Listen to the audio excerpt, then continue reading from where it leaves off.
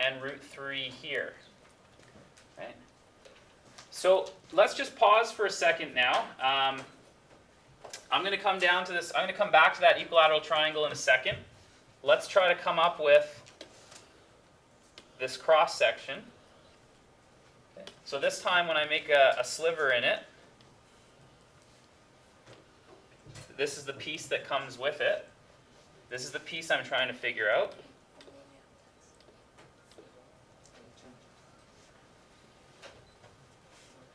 Why is it always like Why is it always triangle like facing me? Why is it popping out at you? That's the best way I can do 3D. So like, I mean, I guess like this. Well, the fact that you said it's popping out at you just tells me I've done my job in trying to make it look 3D. So, okay, but what I want you to think about now is we want to know the area of this slice, right? And we can get quite easily this one side of the triangle, right? So, what is the side of the triangle if I go up to here? How tall is that if I do this? Which part? The height? Yeah, if I go from here up to there. Same as it was last time, right? Root 4 minus x squared. Now if you look at my equilateral triangle that we're going to try to use the area on, here's where I would split it. Okay? So what we can do here is we can then say, okay, if these are the three pieces of the triangle, this is my height, right?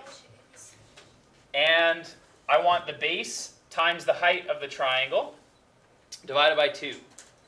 So what I've got is, if I call this x, that means every side also needs to have an x on it. So if I multiply here, here, and here, that triangle has the same proportions. It is the same triangle, you know, either stretched or shrunk. Okay? So that means I can come up with the area of this triangle, 1/2 base times height, which is going to give me 1/2. It'll be 2 x's and root 3x for my height. So that means I have x times root 3x, which is root 3x squared. And what x in my picture is this 1/2 of the triangle. And we figured that out in this object. That's the relationship it has. Half of the triangle has this quantity for its size. Okay, so that means the area is going to be equal to root 3 times root 4 minus x squared, all squared. Okay. So this would be root 3 4 minus x squared, and we're dealing with the same bounds from -2 to 2. I can take the root 3 out. So this would get me the area with the known cross-section of an equilateral triangle. Okay? We can also find the area by taking this picture of an equilateral triangle and saying that the way I've drawn it there, some of you might rather do this than just to multiply all the sides. I know it's not very equilateral, but no, that's pathetic. Here, I'll have to try again. Okay. Well, a little better. Okay, so what I'm going to do here is, if I label this like my picture was, and I know that this is root 4 minus x squared, I can also go about it looking for the area of the triangle using this picture the way I've written it now. So you may not want to do the little shortcut that I had, which was to take the triangle you're familiar with and multiply the same thing on each piece. But it is possible to reconstruct the area like this. So on our next example, I'll show you how to reconstruct it using the numbers that are on your graph. You can try either one, but the last one is an isosceles right triangle, which again should be very familiar to you. That means it's this triangle, and both sides are equal. So you do know some stuff about this. So see if you can set up your area formula and then find it on your picture. Let's finish off this last question here. Are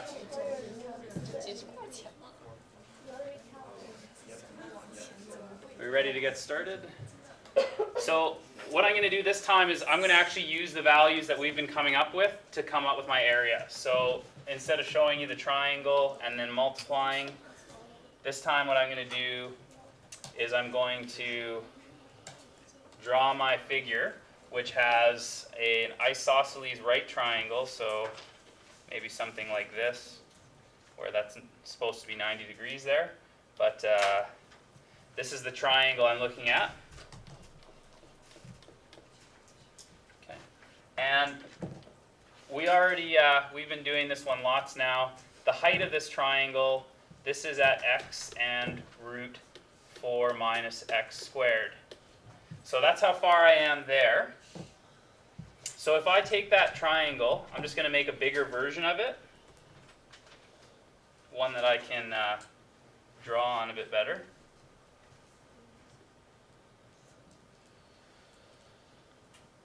Okay, and there's supposed to be 90 degrees there. Well, the height of this piece up to here, okay, we've labeled this already as root 4 minus x squared. And that's how far it is down to here too. It's at negative root 4 minus x squared. So the base of this triangle is 2 root 4 minus x squared. Okay, that's the base. I also need to find out what is the height of this triangle here. Okay, so do you remember what the angles in this triangle are? Yeah, these are the 45, 45, 90 triangle. Okay, so if there's 45 degrees in there, and this is the side that I want, I know this one here, I want this one here, I can say tangent of 45 is equal to the opposite side. We're looking for the height of this triangle. So height over this piece here, which is root 4 minus x squared. So what's the tangent of 45 degrees? Yeah, it's 1. Okay, so that means when I move this over, root 4 minus x squared is the height of my triangle. So now I know the height and the base. Okay, so the area of a triangle is equal to 1/2 base times height, which is 1/2, and in this case, there's a 2 here, and I have 2 of these 4 minus x squareds, so it's going to be 4 minus x squared square root. So 1/2 and 2, they disappear, and this becomes 4 minus x squared. So the bounds are still from -2 to 2. The area of the figure that I'm working with is 4 minus x squared.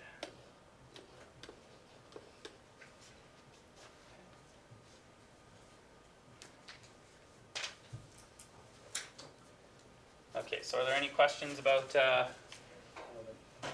cross sections?